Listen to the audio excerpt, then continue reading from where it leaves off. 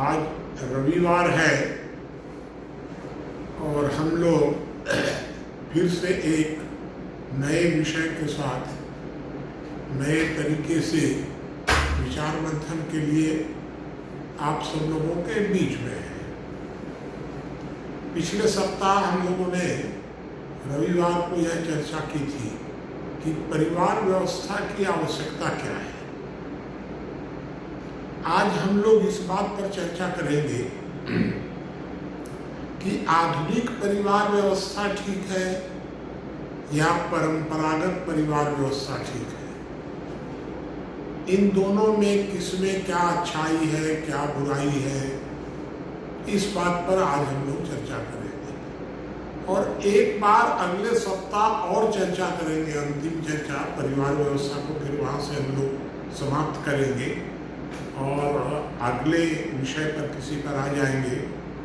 लेकिन अगली बार हम लोग चर्चा करेंगे कि आदर्श परिवार व्यवस्था क्या होनी चाहिए, जिसमें परंपरागत परिवार व्यवस्था की कमियां दूर हो जाएं और जो आधुनिक परिवार व्यवस्था है उसकी विकृतियां दूर हो जाएं और इन दोनों के बीच में क्या होना चाहिए। लेकिन ये चर्चा हम लोग करेंगे एक सप्ताह के बाद। आज हम लोग चर्चा करेंगे कि परिवार व्यवस्था, इसमें पारंपरिक परिवार व्यवस्था और आधुनिक परिवार व्यवस्था, इन दोनों में क्या अच्छाइयाँ हैं, क्या कमियाँ हैं, इस पर हम लोग चर्चा करेंगे। परिवार व्यवस्था प्राकृतिक है कि संगठनात्मक व्यवस्था है, ये कहना आसान नहीं है, क्योंकि किसी भी बालक का जब जन्म होता है तो वह दो मनुष्यों की मदद से होता है। इसका मतलब यह है कि उसका जन्म पूरी तरह प्राकृतिक तरीके से नहीं हुआ, बल्कि दो लोगों के सहयोग से हुआ है।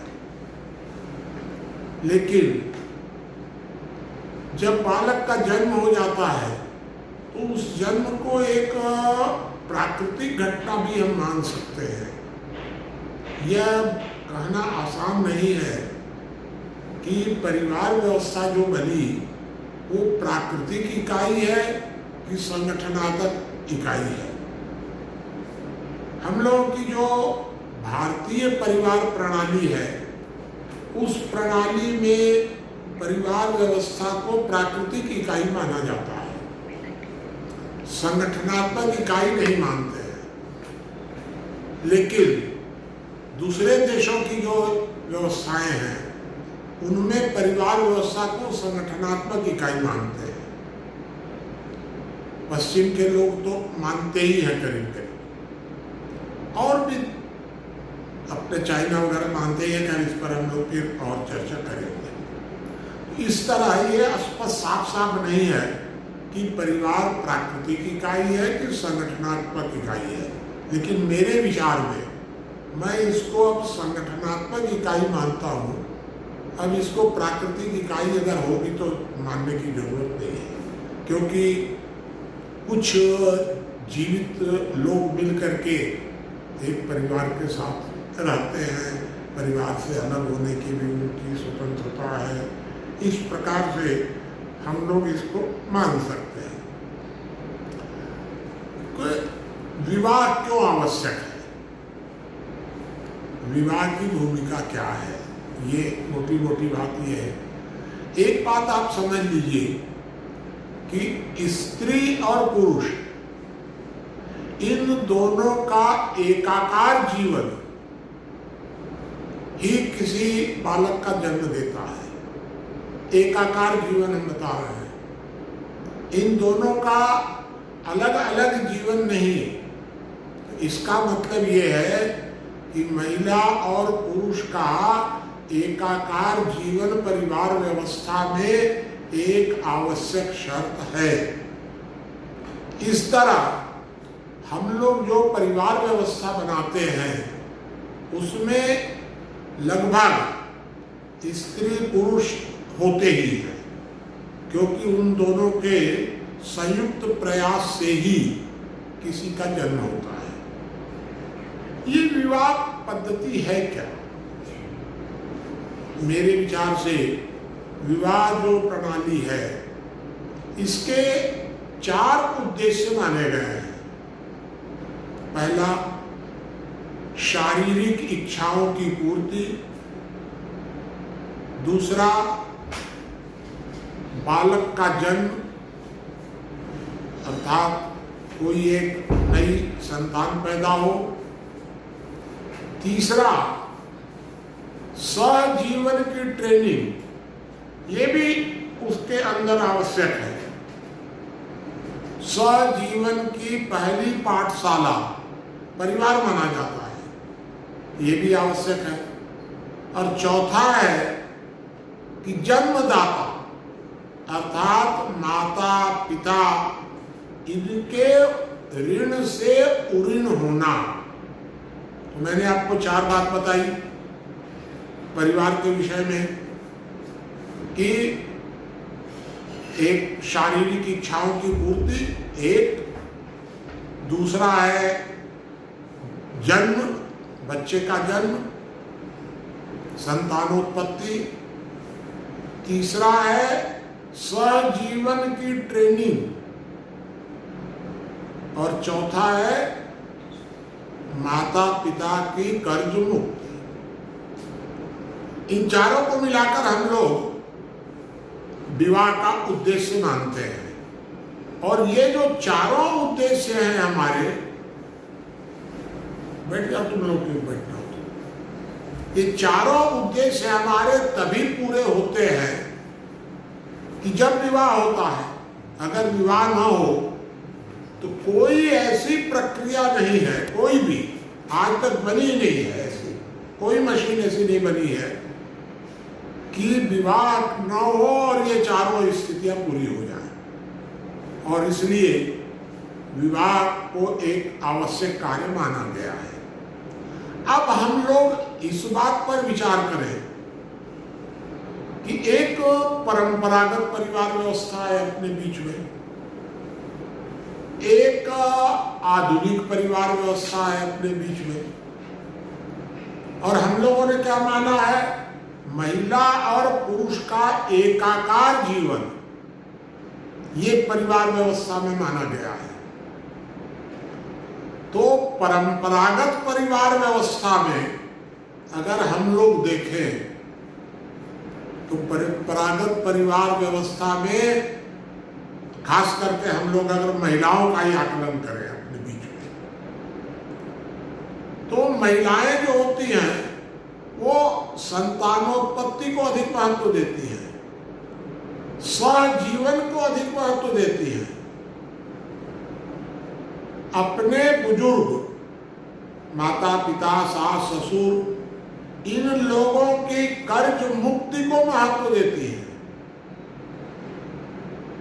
वो शारीरिक इच्छा पूर्ति जो है उसको दूसरी श्रेणी में रखते हैं। और आधुनिक जो महिलाएं होती हैं वो संतान से उनको अरुचि होती है, उनको शारीरिक इच्छा पूर्ति उस पर ज्यादा महत्व रहता है। माता पिता का जो कर्ज है उस कर्ज से उनको ज्यादा महत्व नहीं रहता, बोझ समझते हैं। और सहजीवन की ट्रेनिंग भी उनके लिए बोझ स्वरूप है। जितना जल्दी एकाकी जीवन जीना चाहती है, सामूहिक जीवन से उनको मतलब नहीं है, समाज से भी ज्यादा मतलब नहीं है उनको। व्यक्ति, उनके अंदर व्यक्तिवाद पैदा हो जाता है। ये कितना बड़ा फर्क है। एक हमारी जो पारंपरिक जीवन पद्धति है, उस पारंपरिक जीवन पद्धति और आधुनिक जीवन पद्धति, इन दोनों के बीच में अगर हम लोग तुलना करें तो ऐसा लगता है कि एक समाज व्यवस्था की ओर जोड़ने वाली एक स्थिति है और जो दूसरी स्थिति है वो हम लोगों को एकाकी जीवन की ओर ले जाती है। ये दोनों के बीच में स्पष्ट अंतर है।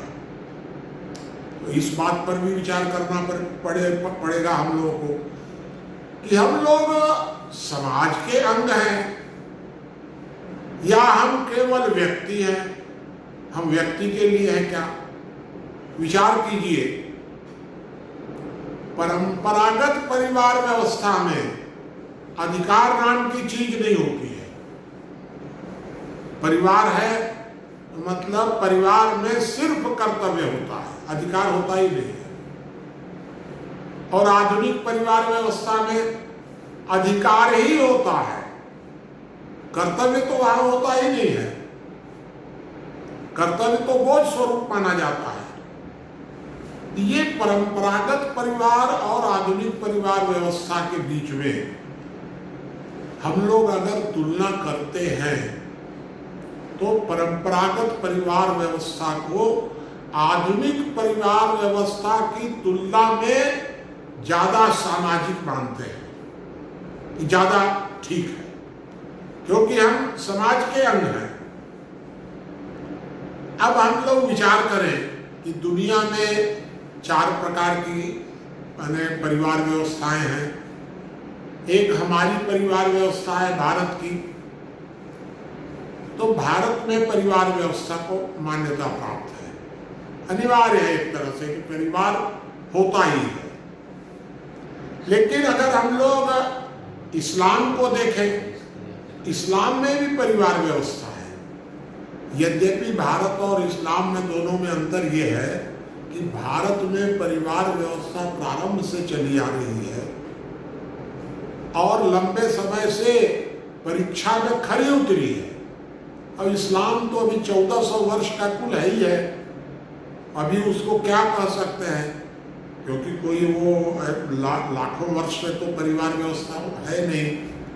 फिर दूसरी बात यह है कि इस्लाम में परिवार व्यवस्था कहाँ से आई? भारत से गई या कहीं और से आई? इस्लाम में कहाँ से आई ये पता नहीं है। लेकिन भारत में जो परिवार व्यवस्था है वो भारत की मौलिक है, अपनी है हमारी परिवार व्यवस्था।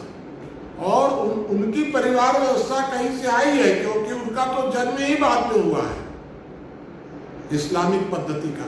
इसलिए दोनों के बीच में हम अंतर मान सकते हैं। फिर भी भारतीय प्रणाली और इस्लामिक प्रणाली में परिवार व्यवस्था को पूरी मान्यता प्राप्त है।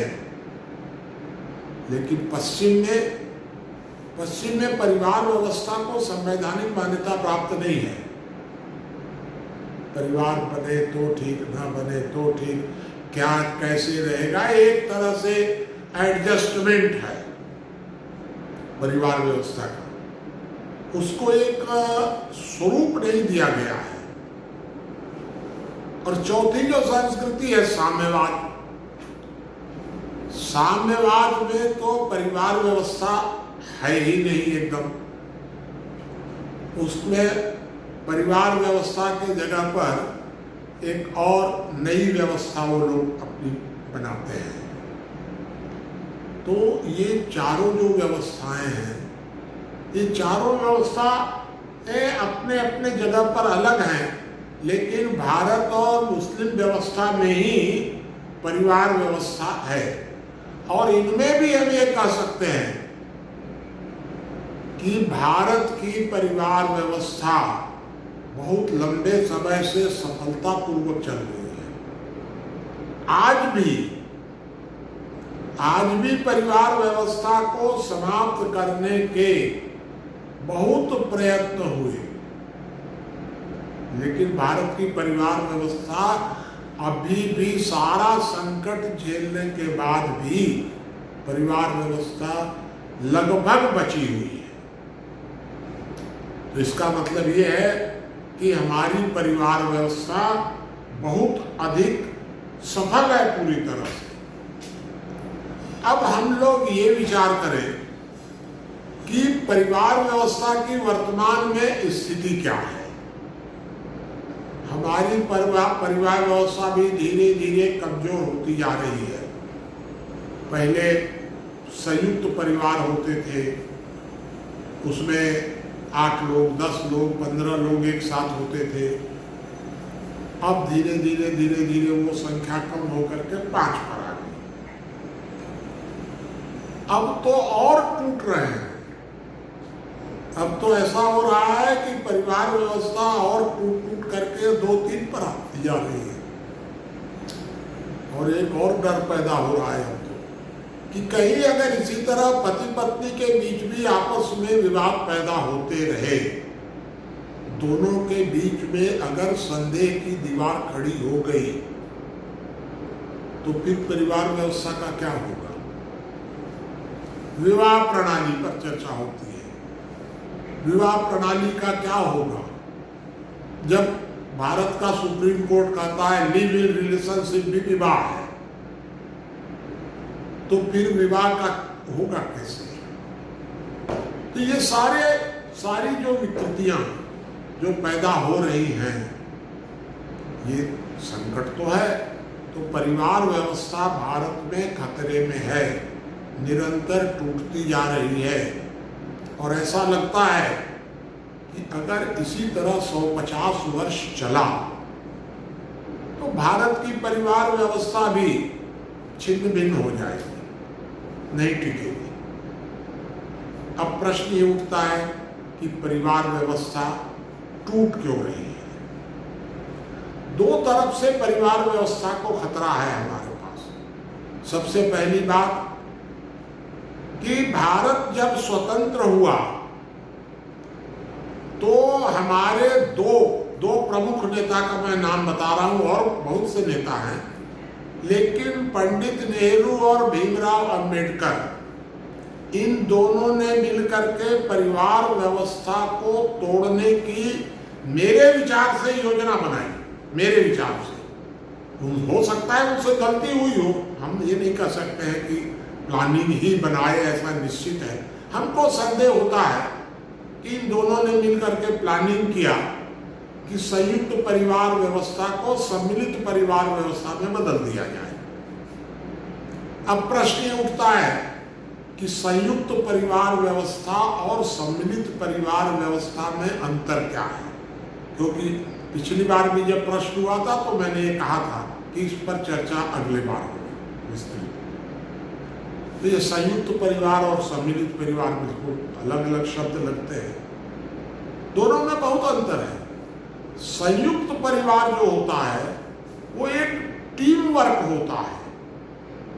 संयुक्त परिवार में जितने सदस्य होते हैं उनके अलग अलग अधिकार नहीं होते हैं, वो ज्वाइंट होते हैं। जैसे एक मंत्रिमंडल हमने बनाया, तो जब मंत्रिमंडल प्रधानमंत्री के अंदर में बन गया तो मंत्रिमंडल के अंदर जो सदस्य हैं उनके मंत्रिमंडल में कोई अलग अलग से अधिकार नहीं होते हैं, टीम वर्क होता है।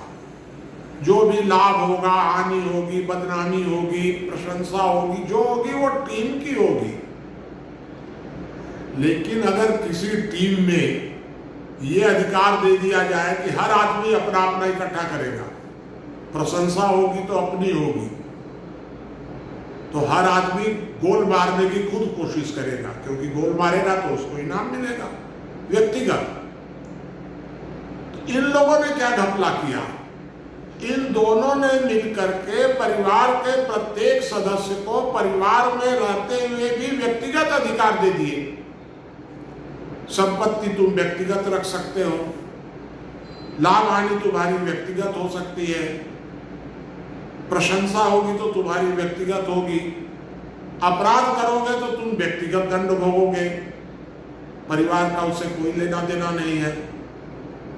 जब एक संयुक्त परिवार में प्रत्येक व्यक्ति का लाभ, हानि, यश, अपयश, प्रशंसा, दंड सब जब व्यक्तिगत हो गया तो फिर परिवार क्या बचा?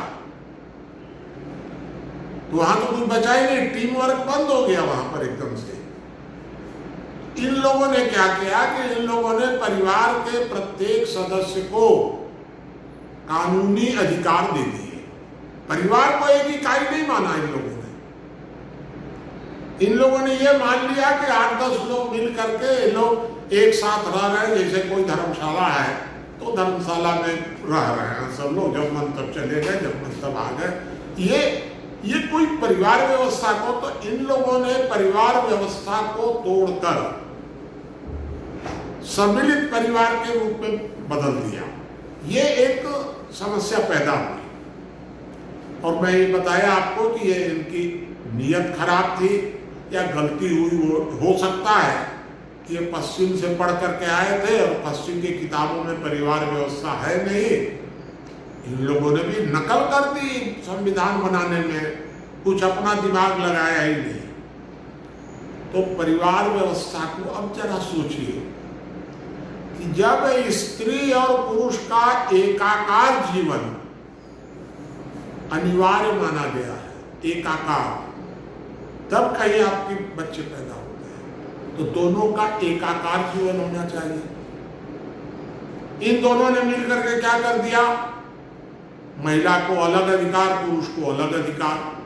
अरे मूर्खों, कहीं अलग अलग अधिकार भी होते हैं परिवार में। परिवार में तो केवल कर्तव्य होते हैं, टीम वर्क में केवल कर्तव्य होता है। यहां से आकर के दिक्कत पैदा हुई और परिवार व्यवस्था में विघटन पैदा हुआ, संदेह पैदा हुआ, टूटन पैदा हुआ, सब कुछ हुआ। एक तो ये खतरा हमारे सामने उपस्थित है और दूसरा खतरा ये है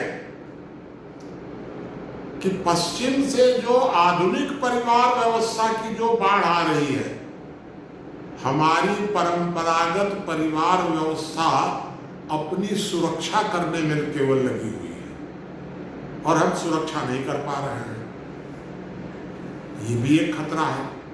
तो दो तरफ से हमारी परंपरागत परिवार व्यवस्था को खतरा है। एक भारतीय संविधान, कानून, राजनीतिक व्यवस्था, इससे एक खतरा है, और एक परिवार व्यवस्था को खतरा है कि जो पश्चिम से आधुनिक परिवार व्यवस्था की बाढ़ आ रही है वो हमको प्रभावित कर रही है। और इन दोनों का जो मिला जुला आक्रमण है, उस आक्रमण को हम लोग झेल नहीं पा रहे हैं। ये मैं इस बात को अच्छी तरह समझ रहा हूं और इसलिए धीरे धीरे धीरे धीरे हमारी परिवार व्यवस्था कमजोर होती जा रही है। तो अब प्रश्न ये उठता है कि भाई परिवार व्यवस्था में ऐसी हमारे यहाँ कौन सी कमी आई? आखिर कोई कमी आई होगी तब ना पश्चिम की परिवार व्यवस्था को हम नहीं झेल पा रहे हैं। मान लीजिए भारत में जो कानूनी है वो तो अलग है, लेकिन हम कंपटीशन भी पश्चिम से नहीं कर पा रहे हैं, तो कमी क्या आई? एक तो क्या हुआ कि हम लोगों ने परिवार व्यवस्था, देखिए हजारों लाखों साल तक कोई व्यवस्था चलती है तो उसमें कुछ विकृतियां भी आती हैं और विकृतियों के अनुसार उसमें सुधार की गुंजाइश भी होती है। तो हम लोगों ने परिवार व्यवस्था में कोई विचार कभी किया ही नहीं कि कोई संशोधन भी होना चाहिए। अब जो परिवार में जो सबसे बड़ा हो गया, जन्म ले लिया, वो जीवन भर के लिए परिवार का मुखिया हो गया। अब परिवार है तो पहले तो चला पुराने जमाने में, क्योंकि कोई कंपटीशन था नहीं। अब जब पश्चिम का कंपटीशन आ रहा है और व्यक्तियों को, परिवार के सदस्यों को अलग से अधिकार मिल रहे हैं, तो आपका इस तरह से नहीं चलेगा कि जो जन्म से हो गया वो जन्म से, चाहे वो मूर्ख हो, चाहे होशियार हो, चाहे करने लायक हो, न करने लायक हो, वही मुखिया रहेगा।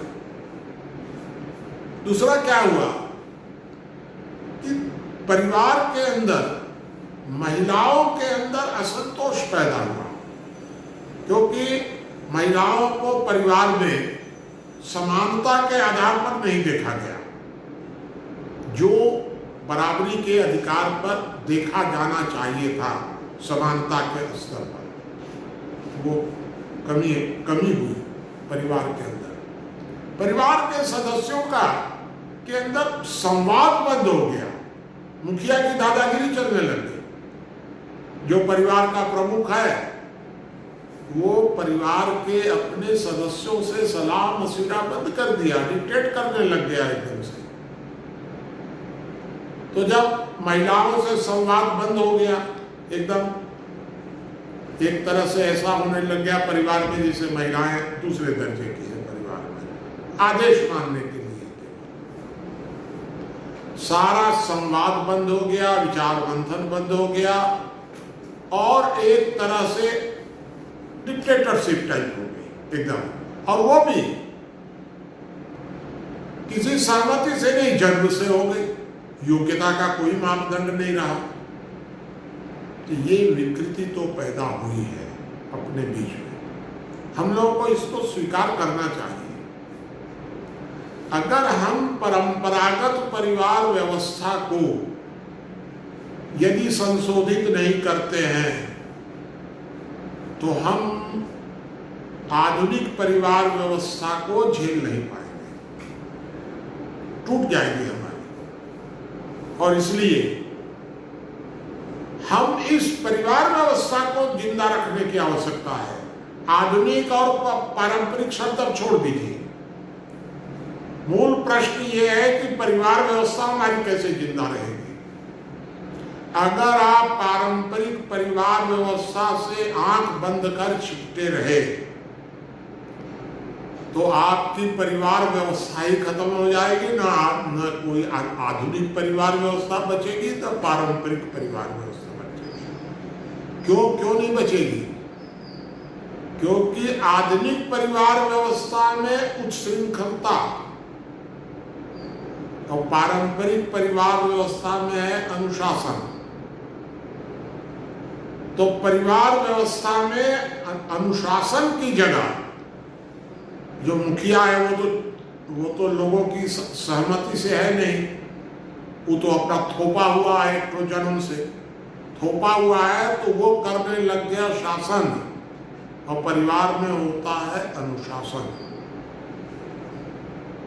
तो अनुशासन और शासन का बहुत अंतर होता है। तो जब आप अनुशासन की जगह शासन करने लग जाएंगे तब होगी घुटन। आज परिवारों में, परंपरागत परिवारों में, अधिकांश परिवारों में घुटन है। और घुटन का फिर परिणाम क्या होता है? अव्यवस्था, लड़ाई झगड़ा, संदेह, आपस में मुंह फुला लेंगे, बोलचाल बंद है, सब कोई आपस में संवाद नहीं है। कहीं अगर, मैं अनुभव किया हूं इस बात का, कि कहीं अगर परिवार के लोग एक साथ सारे लोग बैठ जाएं कि भाई हम लोग तो आज 4 घंटे तक एक कमरे में बंद रहेंगे, सब लोग एक साथ, और बैठ करके विचार मंथन करेंगे। अगर 4 घंटा परिवार के सारे लोग बैठ जाएंगे तो झगड़ा हो जाएगा। क्या परिवार व्यवस्था है? क्योंकि एक साथ हम लोग बैठ ही नहीं सकते हैं, विवाद पैदा हो जाएगा। ये जो स्थिति है परिवारों की, ये बड़ी दुखद है। और उसका मुख्य जो कारण है हम लोगों के बीच में कि हमने परंपरागत परिवार व्यवस्था में एक माने उसकी विकृतियों पर कभी सोचा ही नहीं। कि एक बात ध्यान रखिए, 2 तरह की गड़बड़ियां हैं हम लोगों के बीच में। एक गड़बड़ी ये है, अनेक लोग आपको समाज में ऐसे मिलेंगे जो ये कहते हैं जो पुराना है सब ठीक है, आंख बंद करके मानने वाले। पुराने पर अगर आपने जरा सा उंगली उठा दिया तो चढ़ बैठेंगे एकदम, जैसे कि आपने बड़ा भारी पाप कर दिया, जो कुछ चला आ रहा है सब ठीक है।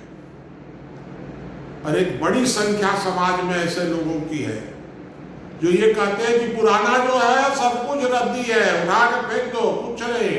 अरे कहाँ दकियानूसी रूढ़िवादी आप ले आए, पुरानी बात ले आए, पुराना जो है सब गलत है। मेरा मत ये है कि अब समय आ गया है कि सब कुछ पुराना गलत नहीं है और सब कुछ पुराना ठीक भी नहीं है। क्योंकि देखिए, एक बात आप लोग एक सूत्र याद रखिएगा, मृत महापुरुषों का जो वचन होता है उसको आंख बंद करके कभी भी स्वीकार नहीं करना चाहिए। क्यों? क्योंकि उस व्यक्ति ने उस देश काल परिस्थिति के अनुसार कोई समाधान आपको दिया था, उस समय की परिस्थिति के अनुसार। आज वर्तमान की परिस्थिति के अनुसार वह समाधान आंख मूंद करके लागू नहीं हो सकता है। और इसलिए जो लोग कहते हैं कि फलाना शास्त्र पढ़ लो, फलाना वेद पढ़ लो, फलाना बाइबल पढ़ लो, ये सब भारतीय प्रणाली नहीं है। भारतीय पद्धति में किसी धर्म ग्रंथ को अंतिम सत्य नहीं माना जाता है। हम लोग मुसलमान नहीं है कि कुरान अंतिम सत्य है, हम ईसाई नहीं है कि बाइबल अंतिम सत्य है। हम हिंदू हैं और हिंदुओं में किसी धर्म ग्रंथ को अंतिम सत्य नहीं माना जाता है। अंतिम सत्य क्या है? अंतिम सत्य वह है जो हम वर्तमान परिस्थितियों में सारे पुराने धर्म ग्रंथों को समझ बूझ करके, सोच समझ करके जो निष्कर्ष निकालेंगे वही अंतिम सत्य होगा। और वह अंतिम सत्य कब तक के लिए होगा? वर्तमान परिस्थिति तक होगा। ऐसा नहीं है कि हमारा जो सत्य है वो आगे के लिए भी वही सत्य रहेगा। तो इसलिए जो लोग कहते हैं कि पुराना जो है आंख मूंद करके मानो, उन मूर्खों को छोड़ दीजिए, हम लोग को उसे कोई मतलब नहीं है।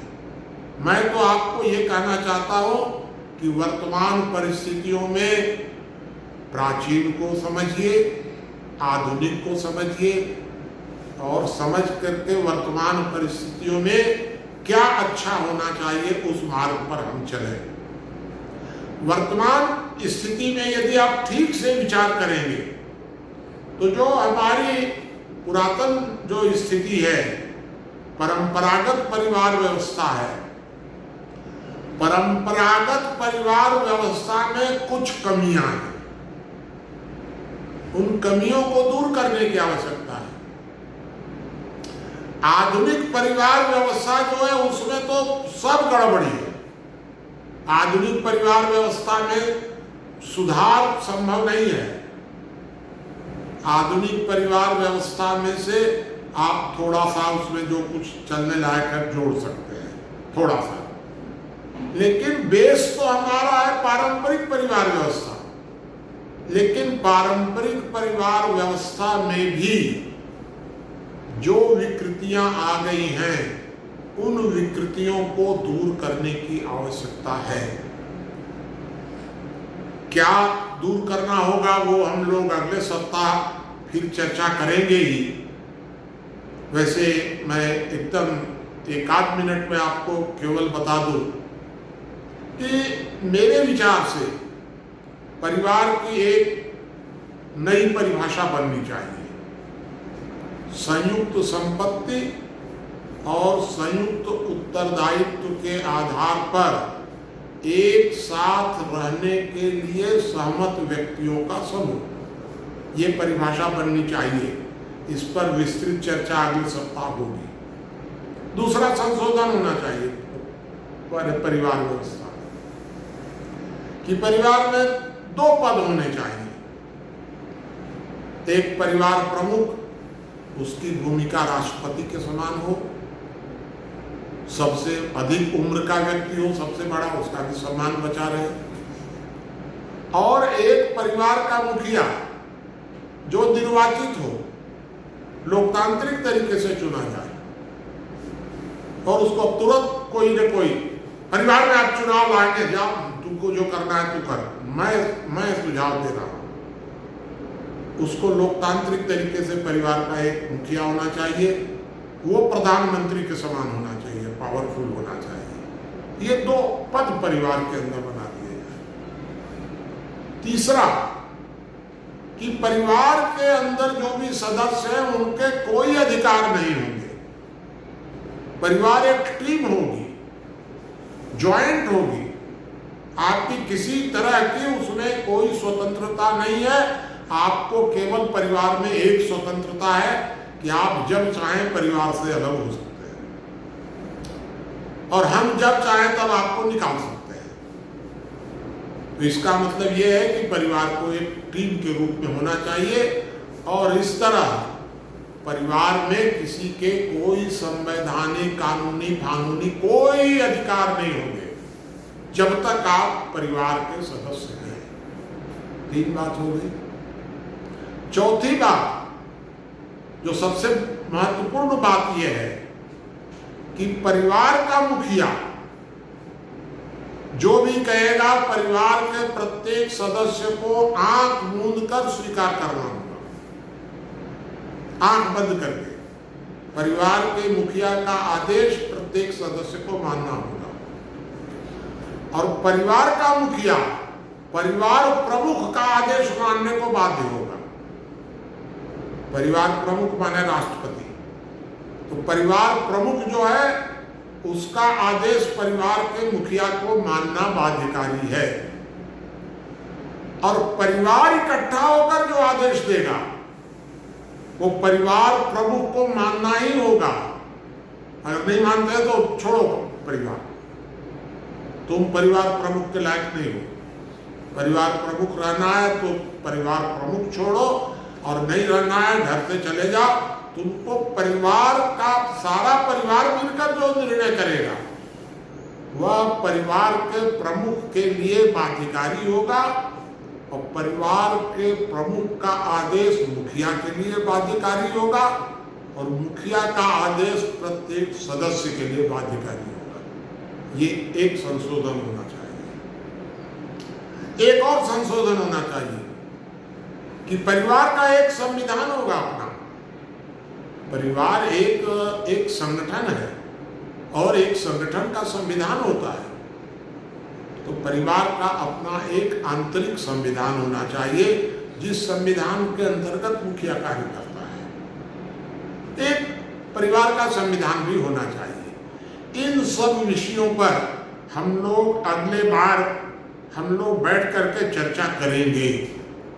एक बात आप जरूर ध्यान रखिए कि किसी भी परिस्थिति में परिवार व्यवस्था को कमजोर नहीं होना चाहिए। परिवार व्यवस्था को किसी भी परिस्थिति में टूटना नहीं चाहिए, क्योंकि हम लोग पिछले सप्ताह चर्चा किए हैं कि समाज व्यवस्था के सफल संचालन के लिए परिवार व्यवस्था का होना अनिवार्य है, आवश्यक ही नहीं। तो परिवार व्यवस्था को किसी भी हालत में कमजोर मत होने दीजिए, चाहे आधुनिक, चाहे परंपरागत, चाहे जो भी रहे, लेकिन परिवार व्यवस्था रहनी चाहिए। और परिवार व्यवस्था को ठीक ढंग से चलाने के लिए हम लोगों को संशोधित परिवार व्यवस्था का मार्ग पकड़ना चाहिए। परंपरागत परिवार व्यवस्था का नहीं, संशोधित मार्ग व्यवस्था हम लोगों के लिए उचित है। और तीसरी बात कि वर्तमान ये जो रद्दी संविधान है, ये संविधान सारी परिवार व्यवस्था को तोड़ने में महत्वपूर्ण भूमिका निभा रहा है भारत में। इस संविधान में तत्काल संशोधन करके परिवार व्यवस्था को संवैधानिक मान्यता मिलनी चाहिए। वर्तमान में परिवार व्यवस्था को संवैधानिक मान्यता इन लोगों ने नहीं दी है। अगर संवैधानिक मान्यता होती परिवार व्यवस्था को तो सरकार इस तरह से मनमाना कानून नहीं बना पाती जैसा कानून बना रही है। बीच में सरकार दखल नहीं दे सकती थी, लेकिन संवैधानिक मान्यता तो है नहीं परिवार व्यवस्था को भारत में, तो कानून अपना दखल देता रहता है। जब मन तब कानून बना दिए, कुछ भी कानून बना दिए।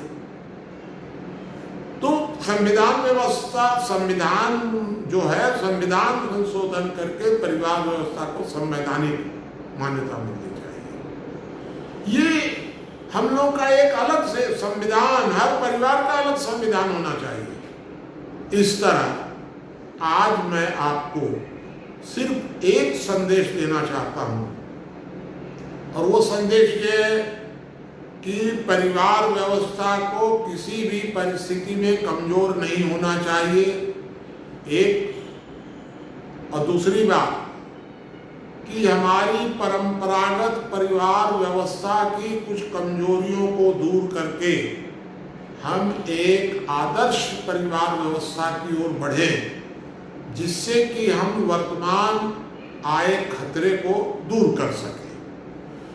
और उस आदर्श परिवार व्यवस्था का स्वरूप क्या हो, इस पर विस्तृत चर्चा हम लोग अगले सप्ताह को करेंगे। और ये परिवार व्यवस्था की जो चर्चा है, हम लोग अगले सप्ताह इसको समाप्त करके फिर उसके बाद वाले सप्ताह में किसी नए विषय की ओर आगे बढ़ेंगे। तो आज मैंने आपके सामने अपनी बात रखी है, आप लोग प्रश्न करेंगे तो प्रश्नों के आधार पर हम और आपके सामने कुछ बात रख सकेंगे।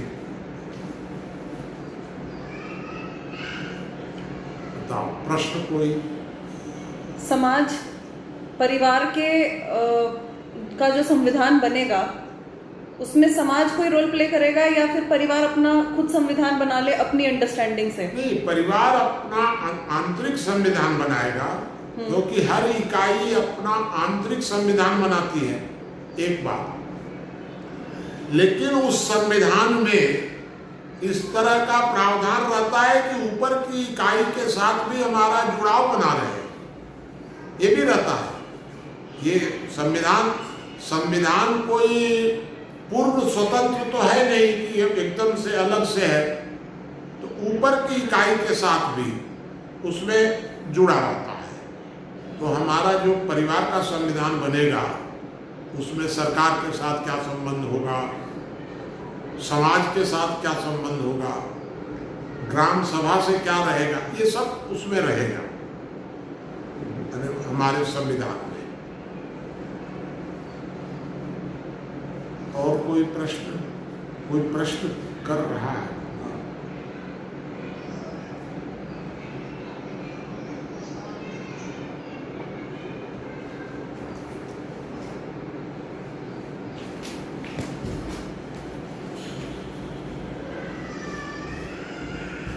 लो बैठे।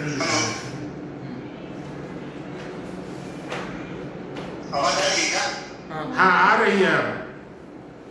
हाँ जी, जैसे कम्युन व्यवस्था प्लेन हो चुकी है और आप जो परिवार की व्यवस्था की बात कर रहे हैं, आप जिस पर परिवार व्यवस्था की बात कर रहे हैं वो कुछ कम्युन व्यवस्था से मिलता जुलता है।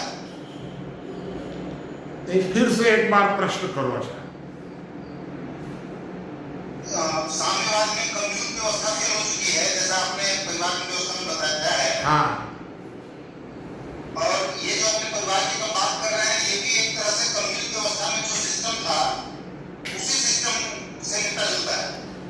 हाँ, इसमें कम्यून भी मैंने मिला हुआ है, लेकिन कम्यून जो बना, कम्यून में जन्म से ही नहीं लिया गया। कम्यून में क्या है, सिस्टम क्या है कि जब जन्म तो हो गया बालक का, और जन्मते ही बालक को वहाँ सरकारी संपत्ति मान लिया गया, परिवार का कुछ है ही है। हमारे यहाँ तो परिवार एक प्राकृतिक इकाई है, और उस प्राकृतिक इकाई को हम कम्यून के साथ जोड़ करके देख रहे हैं दोनों को। मतलब जन्मते ही बालक परिवार का सदस्य है। लेकिन चाइना वगैरह में जो कम्यून है, उन कम्यून में बालक पैदा होते ही कम्यून का सदस्य नहीं हो गया, कम्यून बनता है, बनाया जाता है। तो कम्यून एक प्रकार का पूरी तरह संगठन है। और हम प्रारंभ में ही बताए कि अभी तक हम ये क्लियर नहीं है कि परिवार प्राकृतिक इकाई है कि संगठनात्मक इकाई है, दोनों का मिला जुला रूप है।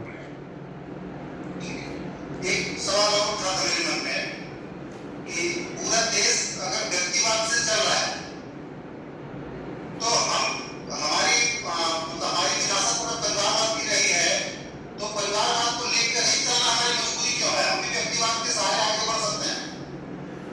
वैसे इस बारे में पिछली बार की चर्चा हुई थी कि जैसे अगर नोटों की गड्डी है, अगर लाखों रुपए रखे हुए हैं और हमको गिनना है, अगर हम 100 की गड्डी बना करके अलग अलग गिनेंगे तो ज़्यादा सुविधाजनक होगा। अगर कहीं लास्ट में अगर हम गड्डी नहीं बनाए और लास्ट में 1 रुपया घट गया तो सारे को फिर गिनना पड़ेगा।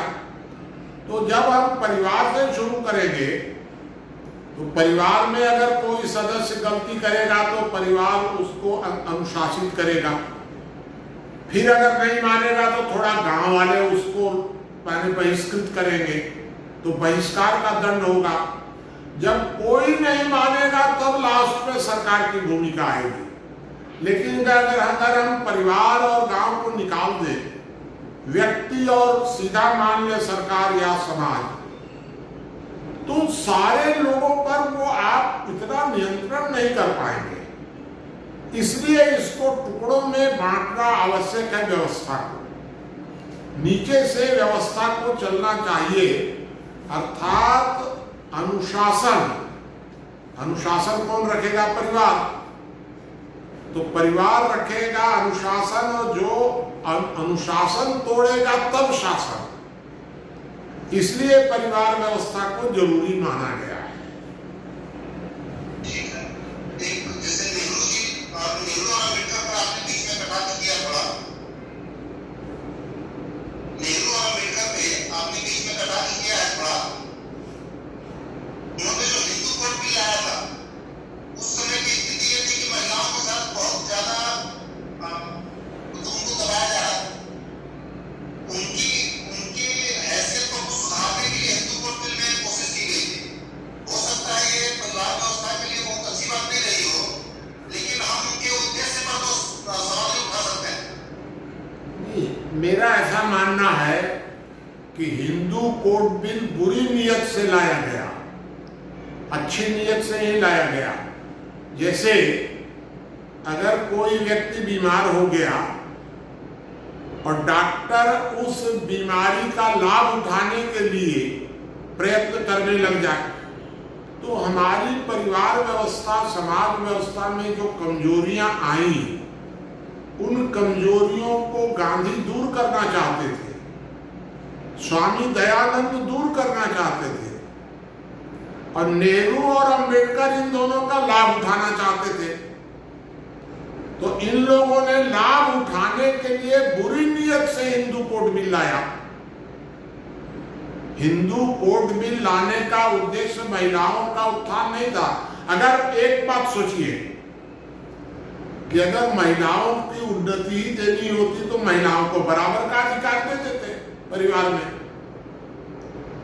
तो आज तक इन लोगों ने ये तय नहीं किया कि महिलाओं को विशेष अधिकार मिलेगा कि समान अधिकार मिलेगा। लड़ा भिड़ा के पूरे परिवार को छोड़ दिए, विशेष अधिकार, समान अधिकार। अरे भाई, परिवार की संपूर्ण संपत्ति में महिलाओं को भी बराबर हिस्सा दे देते, क्या दिक्कत आ जाती? परिवार की, जैसे हम सुझा रहे हैं संयुक्त संपत्ति, उनकी नीयत खराब थी। वे हिंदू कोड बिल अच्छी नीयत से नहीं लाए थे। उनका हिंदू कोड बिल लाने का दोनों का उद्देश्य था कि भारत में हिंदुओं की आबादी घट जाए और मुसलमानों की आबादी बढ़ जाए, इसलिए हिंदू कोड बिल लाए एक, और परिवार व्यवस्था टूट जाए भारत में एकदम। तो इसलिए परिवार व्यवस्था को जो दखल दिए वो खाली हिंदुओं में दिए, मुसलमानों में नहीं दिए एकदम, क्योंकि उनकी नीयत खराब थी कि हिंदुओं की परिवार व्यवस्था टूट जाए, मुसलमानों की कायम रहे। मेरा यह आरोप है, मैं आपको बता रहा हूं कि इन दोनों की हिंदू कोड बिल लाने के पीछे बुरी नीयत थी, और इसीलिए आज भारत का कोई भी राजनेता, चाहे वो मोदी जी हो चाहे कोई भी हो, उनकी नीयत खराब है। इसलिए ये लोग हिंदू कोड बिल का विरोध नहीं करते हैं कोई भी, क्योंकि वो समाज को तोड़कर रखना चाहते हैं। परिवार टूट जाए, समाज टूट जाए, नेता हावी हो जाए, राजनीति सब कुछ बन जाए, सत्ता हावी हो जाए, ये इनका उद्देश्य है। इस उद्देश्य को पहचानने की जरूरत है। हिंदू कोड बिल जब लाया गया था तो उन्होंने समान नागरिक संहिता की बहुत कोशिश की थी। जब मुसलमानों ने उसका बहुत विरोध किया तो कम से कम हिंदुओं के लिए उन्होंने ये काम लाया, लेकिन उस समय लाने की कोशिश तो पूरे समाज के लिए की। नहीं, पूरे मुसलमानों ने विरोध किया और इसलिए ये मुसलमानों की बात मान गए।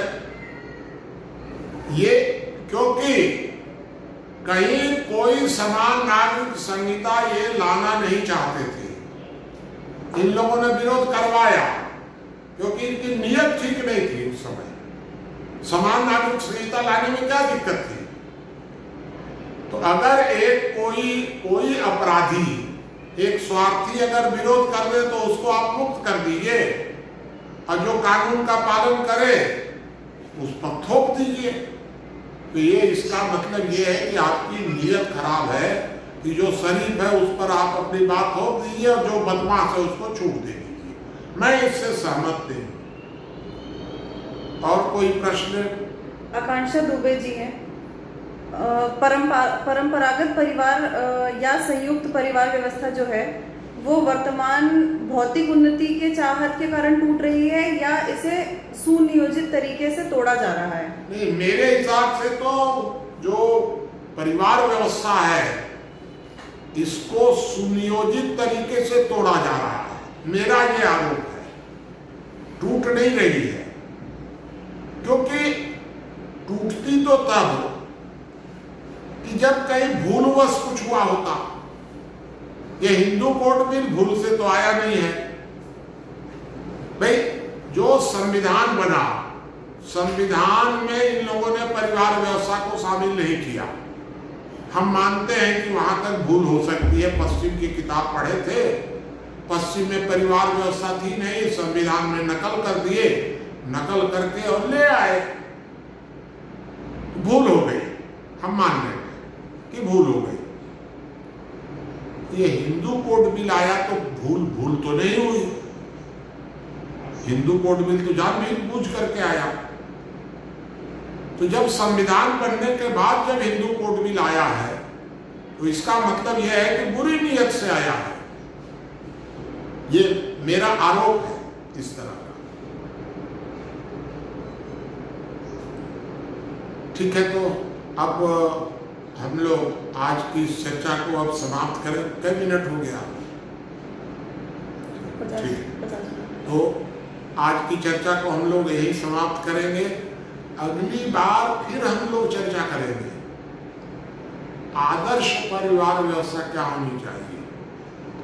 क्योंकि आप ये समझ लीजिए कि दुनिया को मार्गदर्शन करने का नेतृत्व भारत को हमेशा से रहा है, पुराने जमाने से रहा है, आज भी है। तो दुनिया का मार्गदर्शन भारत नेतृत्व करेगा और इस मार्गदर्शन के लिए परिवार व्यवस्था को भी मजबूती से खड़ा होना चाहिए। क्योंकि ये भारत की एक तरह के रीढ़ है परिवार व्यवस्था। तो परिवार व्यवस्था को भी मजबूत होना चाहिए।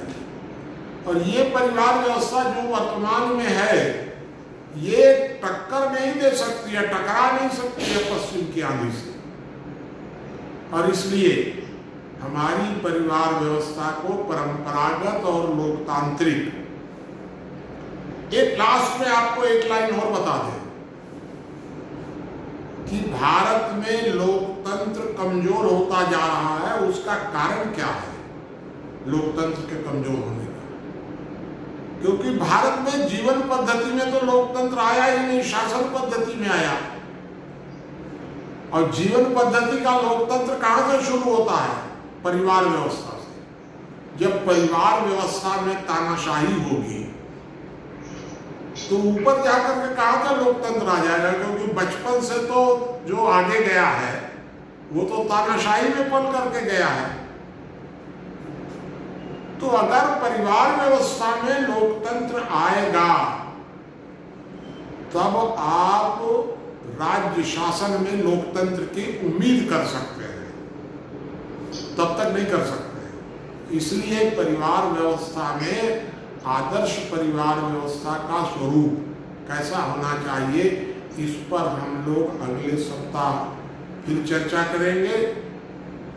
वैसे एक सप्ताह तक फेसबुक में इस विषय पर हम लोग विचार मंथन तो करते ही रहेंगे और फिर रविवार को 11 बजे फिर से हम लोग लाइव आपके बीच में होंगे।